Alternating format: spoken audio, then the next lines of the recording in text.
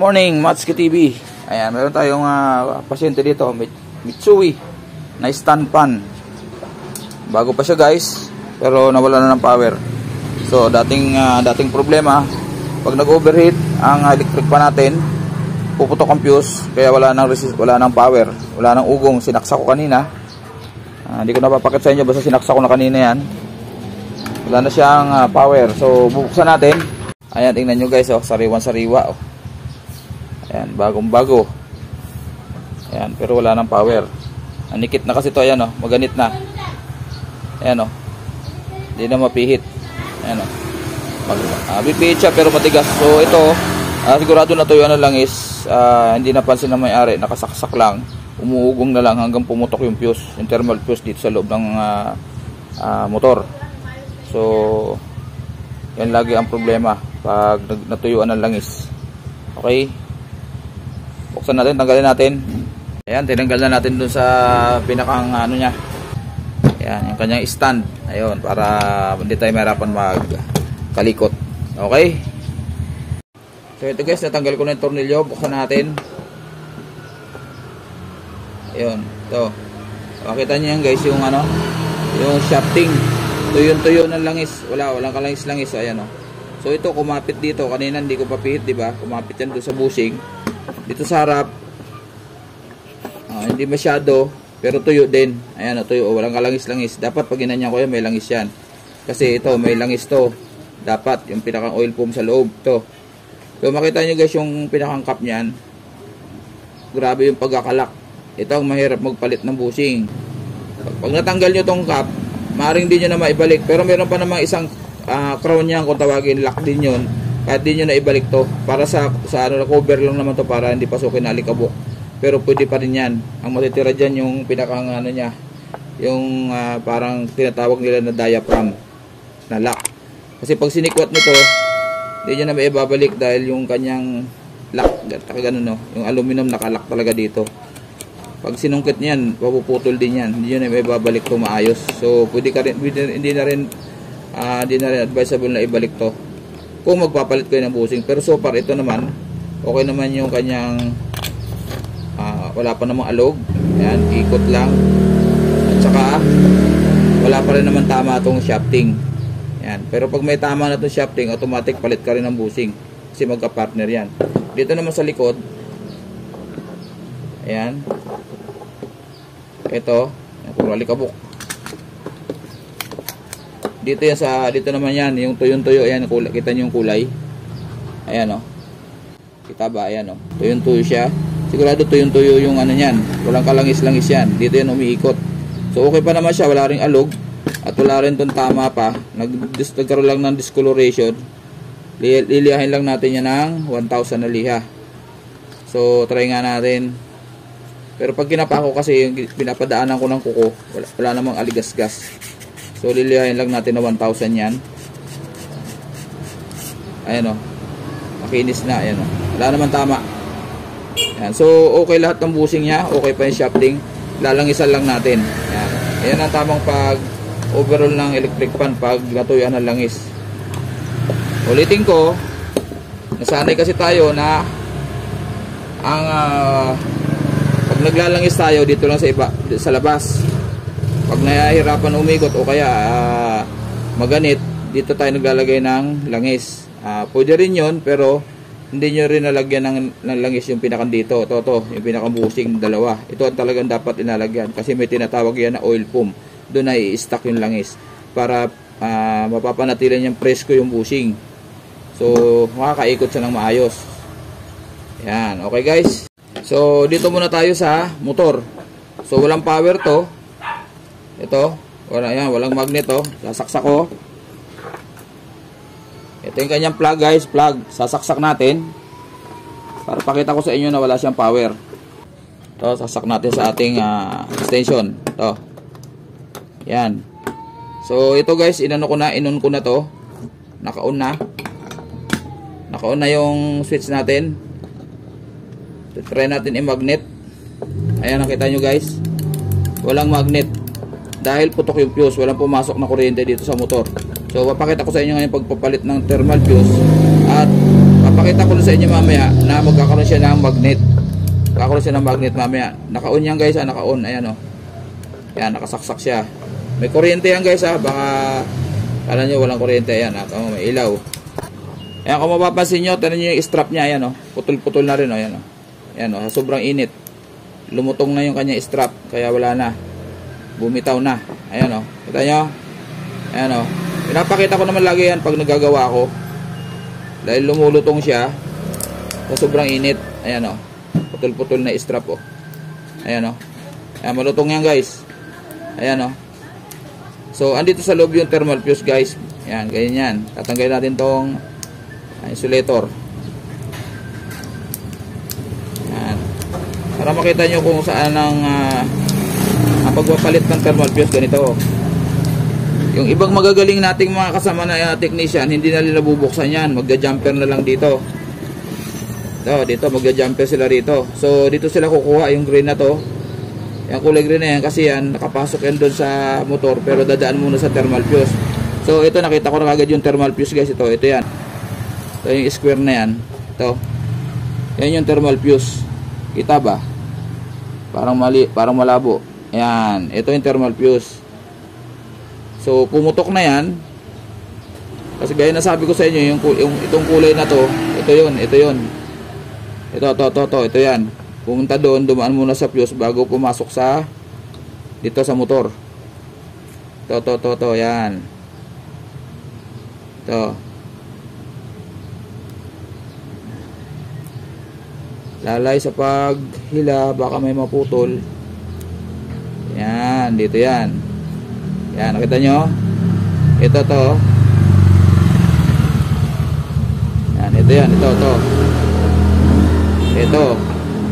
Ito yung wire na yan. Galing sa line 1 sa saksakan, dumaan sa fuse, pumunta dito para pumasok sa motor yung kuryente. Tapos at the same time, nagkaroon siya ng wire dito para sa capacitor. Kasi ang capacitor dapat may ano yan, may papasok na kuryente. Hindi siya gagana pag naputol yung fuse. So kaya hindi siya umuugong na dahil unang-una wala na pating fuse, wala nang supply to, so hindi na rin siya gagana. Ang ginagawa ng iba, itong line na to, ito, ang gagawin nila, kukuha sila ng linya rito, dito, tapos itatap nila rito sa labas. Di ba nasa labas ng capacitor, nasa labas ng electric pan? So kapiranggot na wire lang, tatap dito, tapos itatap nila rito. Binaypass na nila yung fuse, wala ng fuse, rekta kung tawagin. Yun ang hindi maganda. Pwede yung pang emergency lang, pero kung nabukasan, dapat pagawa nyo na.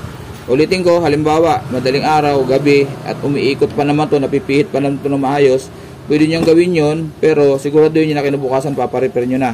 Dahil hindi pwedeng nakarekta yan dyan. Bakit? Kasi pag nakarekta tong power dito, hindi na dumaan ng fuse. Pag nag-overheat ulit to, dahil manindikit ulit hindi naman nabambuhay yung langis dyan Ang mangyayari is, masisira na yung motor nyo dahil sobra init na siya. Dahil hindi na magkakat yung line ng kuryente. Tuloy-tuloy na siya. Kaya tinatawag na bypass o rekta. Hindi ko ginagawa yon. Yan, idea lang. Kasi marami rin naman nagtuturo na ganito na pag-bypass. Pero ako hindi ko ginagawa yon. Dapat ganito gagawin. Papalitan tong thermal fuse at aayusin tong mga lalagyan ng langis. Aayusin. Titingnan kung ano dapat palitan. Ganun ang dapat. Kasi sayang kasi yung motor guys. Minsan marami ako dito na-encounter lalo dito sa Cavite. Dadalhin dito. Pagtingin ko naka-bypass na.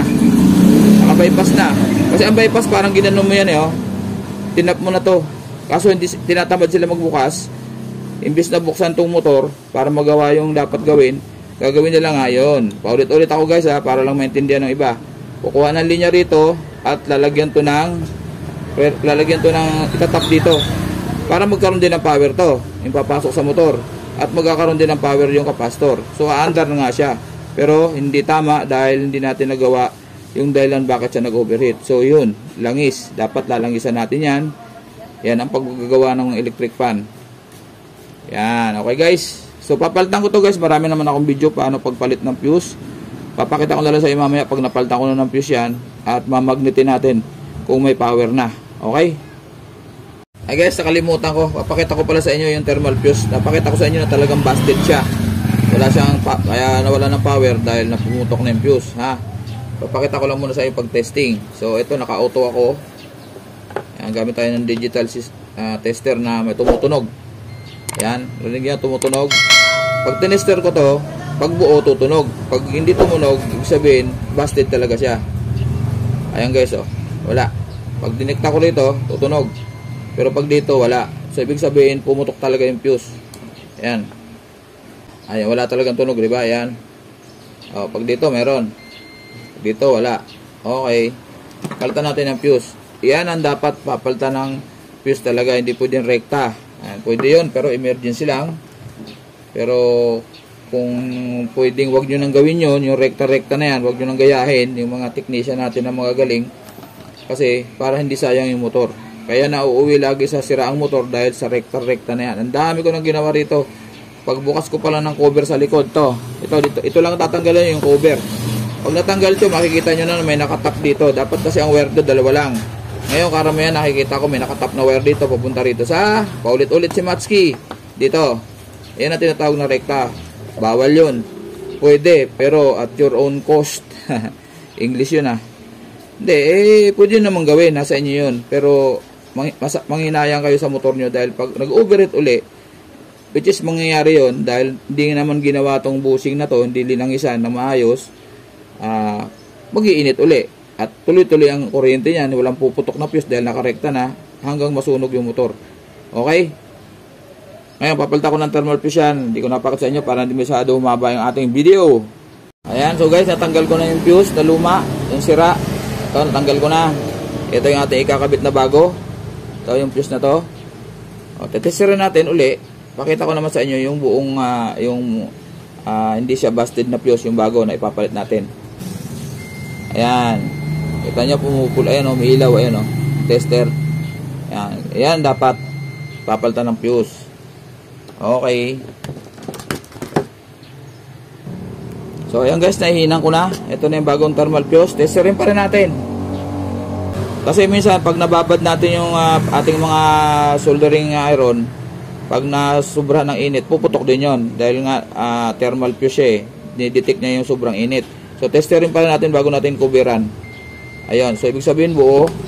Hindi na-apektuhan yung ating thermal fuse. Ayan, buo na. Okay. Babalutan natin yan. Siyempre, lagyan natin ulit nito para hindi siya mag-grounded. Okay, standby. So, guys, ito na ikabit ko na yung thermal fuse. Basta kung magpapalit kayo ng thermal fuse, sigurado nyo na pag tinali nyo dito sa motor, ay nakalapat yung thermal fuse sa winding. Para madali niyang ma-detect yung init ng motor kung sakali mag-overheat, di ba? So ayan, tinalian ko na. Ngayon, titestingin natin uli ngayon. Ayan, guys, so naka-on na uli yan, gaya kanina. Naka-on na yan. Pag sinaksak ko yan, dapat yan magkakaroon siya ng magnet dito. Di ba? Ngayon wala, oh. Ayan, naka-on yan. Pero hindi pa nakasaksak. So isasaksak natin, guys, para makita natin kung meron siyang power. Yan, sinaksak ko na. Ito, dapat didikit yan dyan. Ihigupin ng magnet yan. Ayun. Kita nyo, tumutunog. Ayan, oh. Ayan. Pag pinatay ko to dito sa switch, dandahan lang, ingat lang dahil may kuryente yan. I-off natin. So wala siyang magnet, guys. Ayan, wala, oh. Wala. Ayan, i-on natin. Ayan, meron na. Ayan, oh. Ayan, hanggang 1, 2, 3 yan, meron yan, siyempre. Hindi ko na ano sa 1, 2, 3. Pinakita ko lang sa inyo. Okay guys. So siyempre, ang pinakang highlight ng ating, yan, hinugot ko muna. Ang pinakang highlight ng ating trabaho ay ito yung pangalawang gagawin natin. Una, yung fuse. Palitan dapat, wag re-rektahin. Dahil delikado, sayang naman yung motor at kawawa yung customer.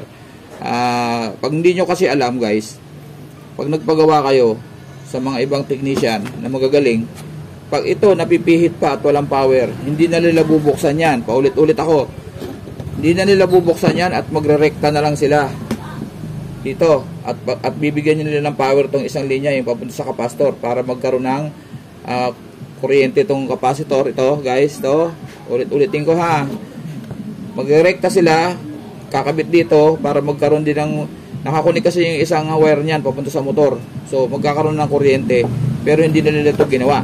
Inulit-ulit ko lang para doon sa mga bago, yung mga bagong pasok sa video na to. Okay?